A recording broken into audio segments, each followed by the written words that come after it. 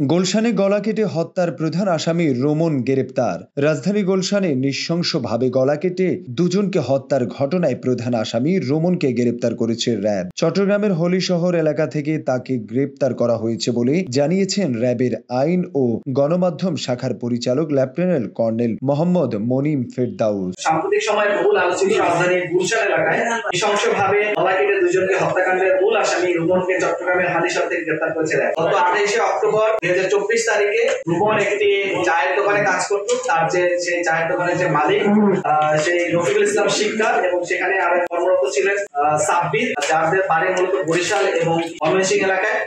আমাদের যে আসামি রোমন, সে মূলত সেখানে 7 থেকে 15 দিন পূর্বে সেখানে চাকরি নেয় এবং চাকরি নেওয়ার পরে সেখানে তিনি একসাথে সেখানে থাকেন এবং সেই বাসার পিছনে একটা জায়গাতে তারা একসাথে বসবাস করতেন। পরবর্তীতে সেই যে দোকানের যে মালিক মোহাম্মদ রফিকুল ইসলাম, দেশাল নিবাসী, তার সাথে কিছু লোকের টাকা পয়সা রিলেটেড কিছু সমস্যার কারণে এই রোমনের সাথে তাদের যোগাযোগ হয় এবং তারা সবাই মিলে একসাথে পরিকল্পনা করে যে এই যে ভিকটিম মোহাম্মদ রফিকুল ইসলাম এবং সাব্বির 15 বছর বয়সী, তাদেরকে তারা এই ধারাবাহিকতায় তারা গত 26শে গত শনিবার সকালে গুলশান 2-এর 108 নম্বর রোডের 21 নম্বর ফ্ল্যাট থেকে দুজনের মরদেহ উদ্ধার করেছে পুলিশ। নিহতরা হলেন মোহাম্মদ রফি ও মোহাম্মদ সাব্বির। এই বিষয়ে বিস্তারিত জানতে আজ বুধবার সকালে কারওয়ান বাজার র্যাব মিডিয়া সেন্টারে সংবাদ সম্মেলনের আয়োজন করা হয়েছে।